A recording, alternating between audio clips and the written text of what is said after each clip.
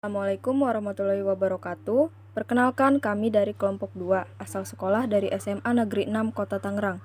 Di video kali ini, kami akan menunjukkan materi sejarah Indonesia yang membahas tentang perlawanan rakyat Indonesia terhadap Belanda. Di antaranya, ada perlawanan rakyat Goa terhadap Belanda, perlawanan rakyat Mangkubumi terhadap Belanda, dan yang terakhir ada perlawanan rakyat Tondano terhadap Belanda. Selamat menonton! Pada masa pemerintahan Sultan Hasanuddin, kerajaan Makassar mencapai puncak kejayaannya. Ia berhasil membangun Makassar menjadi kerajaan yang menguasai jalur perdagangan di wilayah Indonesia bagian timur. Usaha-usaha penetrasi terhadap Makassar dilakukan oleh VOC dalam rangka melaksanakan politik monopoli perdagangan. Raja Goa, Sultan Hasanuddin, ingin menghentikan dan menentang ambisi VOC yang memaksa memonopoli di Goa. Beberapa benteng pertahanan mulai dipersiapkan dan beberapa sekutu Goa mulai dikoordinasikan.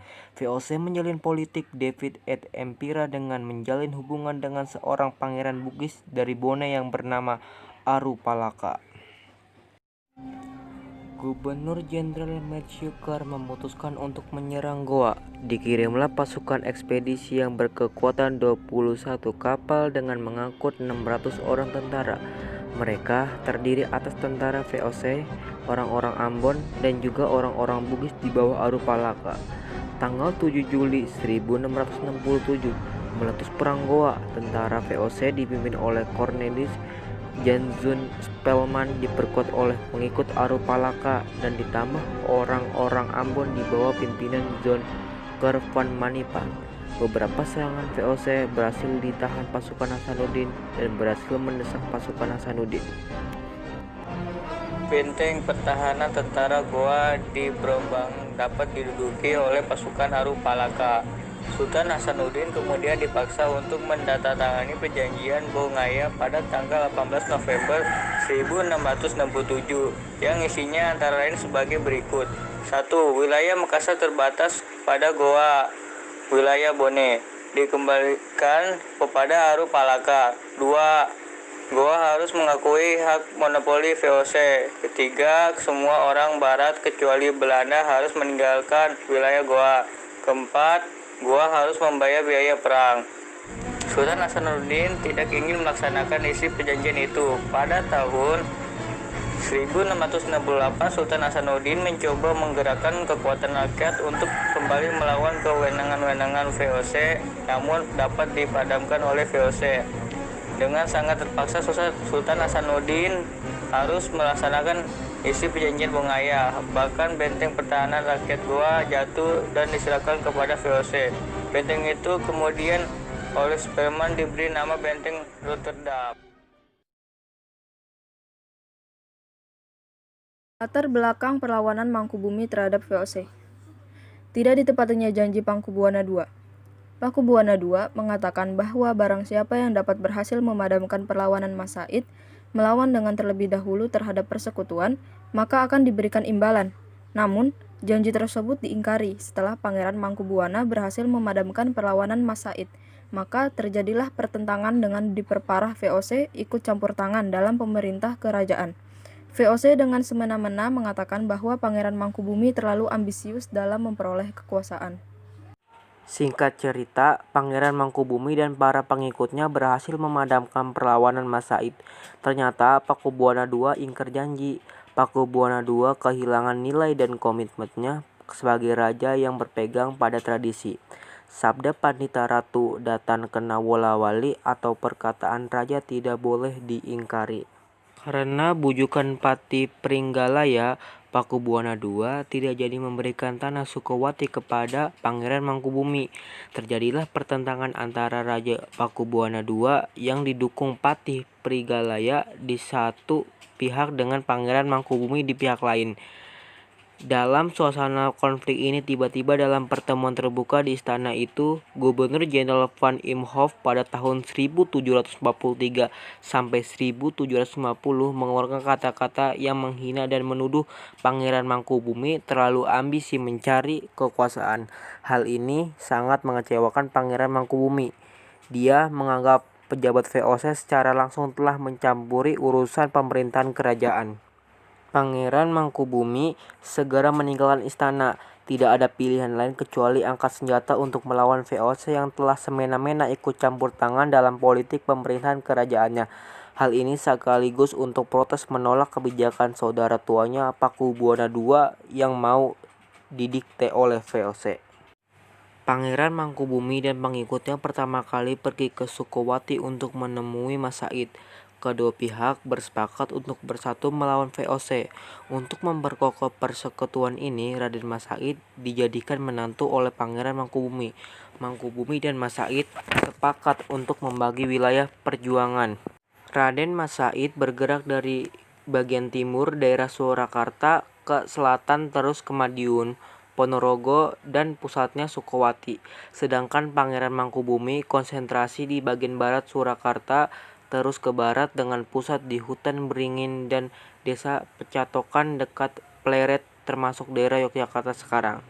Diberitakan pada saat itu Pangeran Mangkubumi memiliki 13.000 prajurit termasuk 2.500 prajurit kavaleri.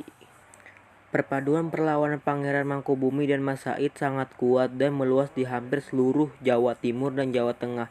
Kemenangan demi kemenangan mulai diraih oleh pasukan Mas Said dan pasukan Mangkubumi. Pada tahun 1749, dalam suasana perang sedang berkecamuk di berbagai tempat, terpetik berita kalau Pakubuwana II jatuh sakit. Dalam keadaan sakit ini, Pakubuwana II terpaksa harus menandatangani perjanjian dengan VOC pada tanggal 11 Desember 1749 antara Pakubuwana II yang sedang sakit keras dengan Gubernur Baron van Hohendorf sebagai wakil VOC.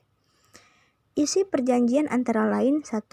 Susuhunan Pakubuwana II menyerahkan kerajaan Mataram baik secara de facto maupun de jure pada VOC. 2.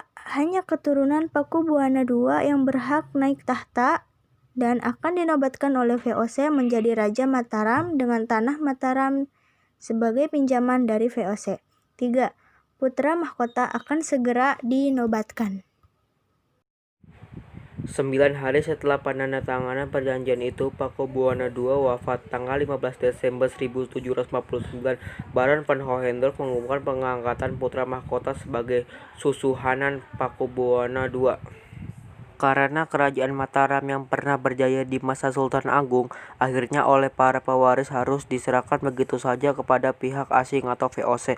Hal ini semakin membuat kekecewaan Pangeran Mangkubumi dan Mas Said, sehingga keduanya harus meningkatkan perlawanan terhadap kezoliman VOC. Penguasa VOC terus membujuk kepada Pangeran Mangkubumi untuk berunding. Dengan perantara seorang ulama besar, Syekh Ibrahim, akhirnya Pangeran Mangkubumi bersedia berunding dengan VOC. Tercapailah sebuah perjanjian yang dikenal dengan Perjanjian Giyanti. Perjanjian ini ditandatangani pada tanggal 13 Februari 1755 di desa Giyanti, yang isinya adalah 1. Mataram Barat diserahkan kepada Pangeran Mangkubumi dengan gelar Hamengkubuwono I. Kerajaannya dinamakan Kesultanan Yogyakarta.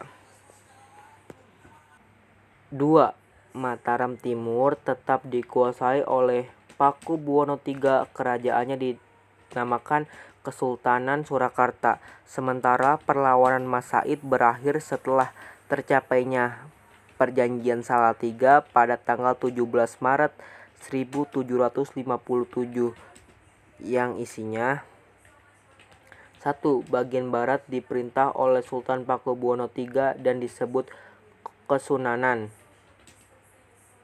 2. Bagian timur diperintah oleh Mas Said yang bergelar Pangeran Adipati Mangkunegara I. Wilayahnya disebut Mangkunegaraan. Perang Tondano adalah perang yang berlangsung antara suku Minahasa dengan pemerintah kolonial Belanda pada tahun 1808 sampai 1809 yang terjadi di wilayah Danau Tondano, Semenanjung Sulawesi Utara. Perang Tondano yang terjadi pada 1808 sampai 1809 adalah perang yang melibatkan orang Minahasa di Sulawesi Utara dan pemerintah kolonial Belanda pada permulaan abad 19. Latar belakang Perang Tondano I terhadap VOC. 1. Karena monopoli perdagangan beras VOC. 2. Sikap antipati kaum Minahasa terhadap kedatangan Belanda. 3. Pemerkosaan terhadap wanita Minahasa. Perang Tondano I terjadi pada masa kekuasaan VOC. Pada saat datangnya bangsa Barat, orang-orang Spanyol sudah sampai di Tondano, yaitu di Minahasa dan Sulawesi Utara. Orang Spanyol di samping berdagang juga menyebarkan agama Kristen dengan tokohnya Franciscus Xaverius. Pada waktu itu, VOC berhasil menanamkan pengaruhnya di Ternate. Bahkan Gubernur Ternate, Simon Cos, mendapatkan kepercayaan dari Batavia untuk membebaskan Minahasa dari pengaruh Spanyol. Latar belakang Perang Tondano II terhadap VOC. 1. Mandat Daendels untuk memerangi Inggris. 2. Ketidaksetujuan rakyat Minahasa direkrut sebagai prajurit kolonial. 3. Perlawanan terhadap Belanda. Perang Tondano II terjadi ketika memasuki abad ke-19, yakni pada abad ke-19, yaitu pada masa kolonial Belanda. Perang ini dilatar belakangi oleh kebijakan Gubernur Jenderal Daendels. Atas perintah Daendels melalui Kapten Harting, Presiden Manado Predinger segera mengumpulkan para ukung, yaitu pemimpin walak atau daerah setingkat distrik, dari Minahasa, ditarget untuk mengumpulkan pasukan sejumlah 2.000 orang yang akan dikirim ke Jawa. Ternyata orang-orang Minahasa tidak setuju dengan program Daendels untuk merekrut pemuda-pemuda Minahasa sebagai pasukan kolonial.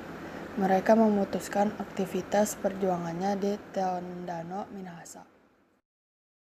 Sekian video perlawanan rakyat Indonesia terhadap Belanda yang dapat kami jelaskan. Kurang lebihnya mohon maaf. Wassalamualaikum warahmatullahi wabarakatuh. Terima kasih sudah menonton.